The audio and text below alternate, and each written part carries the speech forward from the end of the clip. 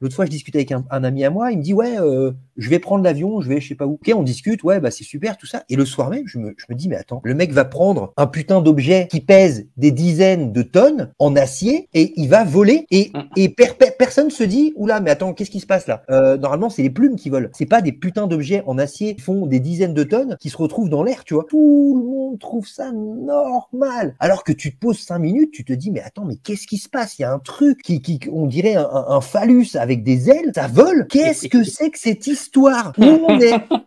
On est où là? Bon alors calmez-vous, récemment j'ai fait un entretien avec un spécialiste en astrophysique, et à la fin de l'entretien je me suis fait une petite réflexion plus globale sur le monde qui nous entoure, notre technique, notre technologie, nos objets du quotidien et le fait qu'aujourd'hui, il y a plein d'objets qu'on utilise tous les jours et tout le monde trouve ça normal, alors qu'on ne devrait pas. Bref, ne vous inquiétez pas, la version complète de plus de 2 heures sort très bientôt, d'ici quelques jours. Et surtout, vous aussi, n'hésitez pas à me dire en commentaire quel objet du quotidien vous trouvez complètement dingue. Bref, c'est parti.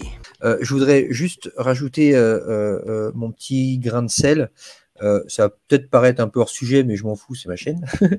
C'est vrai que là, depuis 2 heures, et très souvent, les gens comme toi, comme moi, comme Clemzy, on s'extasie devant l'infiniment grand, devant l'infiniment petit. On s'extasie devant des connaissances qu'on n'a pas forcément, ou en tout cas, on les a partiellement, et on peut imaginer s'extasier devant les futures connaissances, mais j'ai l'impression que on oublie aussi de s'extasier devant ce qu'on a actuellement, devant le monde moderne. Je vais prendre un exemple tout simple. Il y a quelque temps, j'ai dû, pour mon fils, aller faire un IRM. Parce qu'il avait voilà, suspecté un truc. Bon, bref, tout va bien, en fait, il n'avait rien. Tu vois, voilà, bref, tout est bien et qui finit bien. Mais et j'ai vu cette machine qui te permet de faire une image de l'intérieur de ton corps sans t'ouvrir en deux. Et j'ai vu ces médecins, ces infirmières qui étaient là et qui regardaient les images et qui disaient oui, alors il y a ça qui va pas, ça. Et, et je me suis arrêté, tu vois, le soir même, je me suis dit, mais attends, mais qu'est-ce que je viens de faire là? Qu'est-ce qui vient de se passer? On a mis mon fils dans un truc, dans une sorte de cercle, et on a réussi à voir à l'intérieur sans l'ouvrir en deux, et tout le monde trouve ça normal. Le médecin, à aucun moment, le médecin, il s'est arrêté, il a dit, attends, qu'est-ce qu'on a fait là? Qu'est-ce qui vient de se passer? Toi, personne n'a mis sur pause et s'est dit, mais non, mais attends, on a accès à un truc de fou. C'est de la science-fiction. Mais ouais, j'en suis arrivé. Alors, oui, forcément, c'est de la connerie ce que je vais dire, mais j'en suis arrivé à me dire, si ça se trouve, même les médecins, ils savent pas comment ça marche. Juste, c'est de la sorcellerie. Il y a un mec qui nous a amené ça un jour et c'est tout. On sait pas comment ça marche. Juste, ça marche et on se pose plus la question de se dire, putain, mais c'est fabuleux, quoi. Et c'est pareil. Un exemple un peu plus terre à terre, si je peux me permettre. L'autre fois, je discutais avec un ami à moi. Il me dit, ouais, je vais prendre l'avion, je vais je sais pas où. Ok, on discute, ouais, bah c'est super, tout ça. Et le soir même, je me dis, mais attends, le mec va prendre un putain d'objet qui pèse des dizaines de tonnes en acier et il va voler et personne se dit, oula, mais attends, qu'est-ce qui se passe là? Normalement, c'est les plumes qui volent. C'est pas des putains d'objets en acier qui font des dizaines de tonnes qui se retrouvent dans l'air, tu vois. Et je me dis, même ça, prendre l'avion, on n'est même plus capable de s'extasier. Tout le monde trouve ça normal.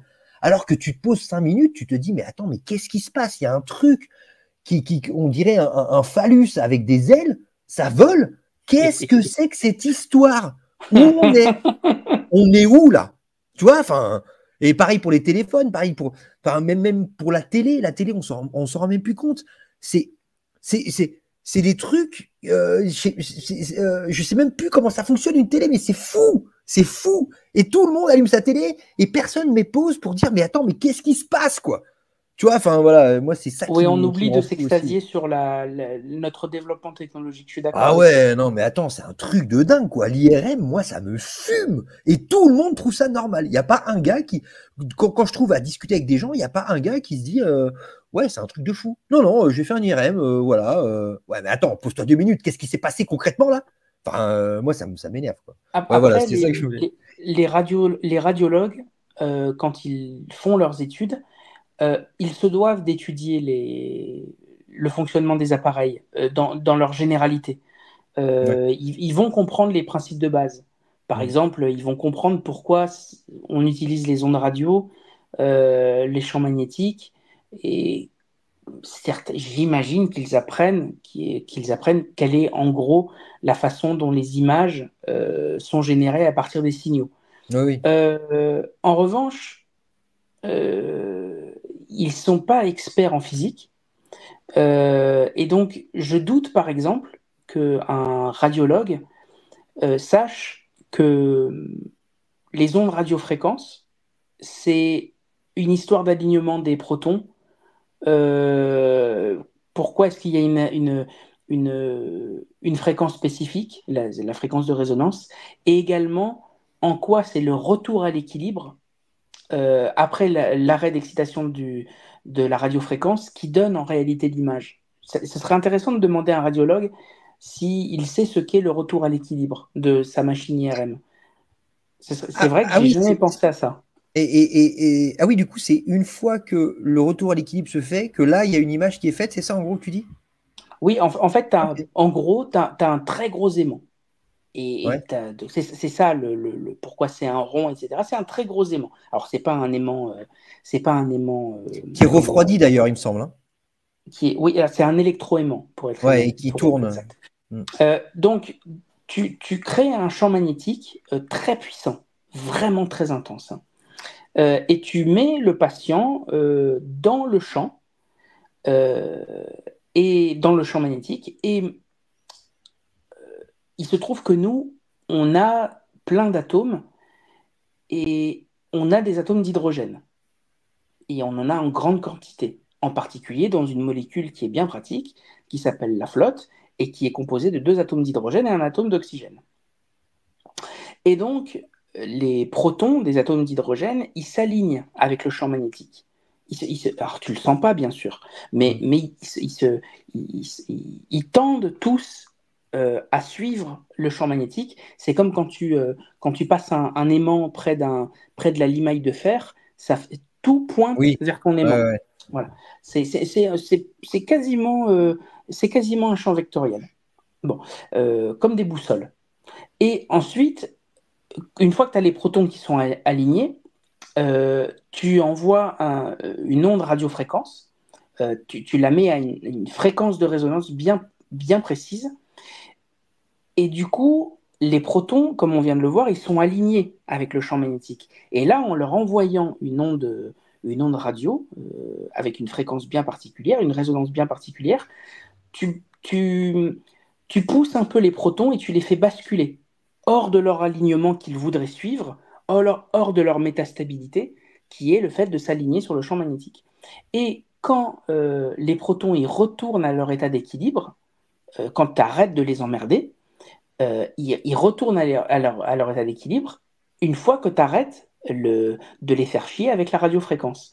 Et quand ils reviennent à leur état d'origine, ils émettent eux-mêmes des signaux électromagnétiques, et ce sont ces signaux électromagnétiques qui sont captés par les détecteurs. Donc, en fait, en gros, tu places tous les protons des atomes d'hydrogène, tu les fais t'aligner sur le champ magnétique, tu les emmerdes, tu sais, comme si tu appuyais sur une aiguille, et Ouais. au moment où tu arrêtes d'appuyer sur l'aiguille, ça fait drrr, ça revient droit, et au moment où ça revient droit, eh ben, ça émet une fréquence, le fameux drrr, Ouais, ouais. et tu captes ça, et c'est en captant ce signal-là, au moment où la relaxation arrive, au retour à l'état métastable d'origine, que tu peux créer une image représentative et tu te retrouves à avoir une image en 2D ou voire même en 3D. Ouais, en 3D, non, Euh, mais n'importe ouais, quoi. ouais, en 3D, c'est fou ça aussi. Et grâce à des variations locales qui peu ou prou ressemblent au CMB. C'est assez drôle. Parce que les Ah ouais. variations locales, à ton avis, c'est des variations de quoi? Bah, je C'est sais. des variations de densité. Ah oui, d'ailleurs, oui, c'est pour Exactement ça qu'on comme au arrive CMB. à. Ouais, ouais. C'est pour ça que les os, on les voit bien parce qu'ils sont plus denses. Ok, ouais, ouais, ouais. Exactement. Ah oui. C'est les variations de densité, exactement comme quand tu étudies le CMB. C'est pour ça que je voulais te décrire l'IRM parce que c'est drôle c'est que tu aies donné cet exemple-là, alors que la conséquence est quasiment l'interprétation d'une image radiofréquence, un peu comme le CMB et ses conséquences sur l'univers. D'accord. Ok. Matt, est-ce que tu veux rajouter le mot de la fin, de faire de la pub? De toute façon, je te ferai de la pub aussi. Non, mais la pub, on s'en fout, mais ouais, j'ai bien envie de dire que, pour rebondir sur ce que tu as dit, Jo, que ce soit les IRM, que ce soit les écrans d'ordinateur ou de télé, tout ça, c'est lié à nos connaissances sur la physique quantique, entre autres. Oui, en plus.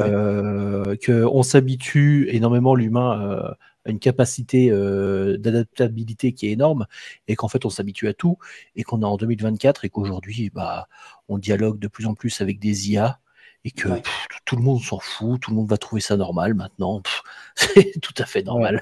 Voilà. Et pour finir, j'ai envie de dire que, juste pour rebondir sur l'univers primordial, comme a dit Clemzy, au début de l'univers, il y avait en matière, il y avait grosso modo que de l'hydrogène et de l'hélium, et que c'est dans les étoiles que tous les autres atomes sont fabriqués, et que voilà, faut pas oublier qu'on est tous de la poussière d'étoiles, quoi. Petite précision, que tous les atomes jusqu'au fer sont fabriqués. Ouais. Pour les atomes plus lourds que le fer, il faut attendre d'autres réactions plus violentes, comme par exemple les supernovas. Mais il n'y a pas que les supernovas.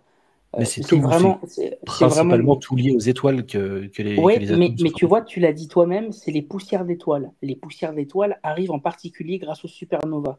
Et c'est pendant les supernovas que tu vas avoir également tous les éléments qui sont plus lourds que le fer. Donc c'est encore plus beau, parce que c'est non seulement fabriqué dans les étoiles, mais une grande partie de ce qu'on est également est fabriqué au moment où les étoiles meurent et explosent.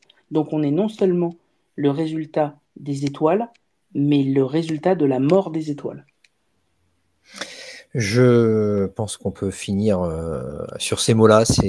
En plus, non seulement c'est vrai, mais en plus c'est poétique, donc ça me va parfaitement. Comme à mon habitude, moi, je vais pas faire de fin d'émission. Je vous souhaite une bonne soirée, nanana, on s'en fout. Bref, ça coupera là, et puis voilà. Je coupe le live. Attendez, je coupe le live là. Et gros bisous à tous.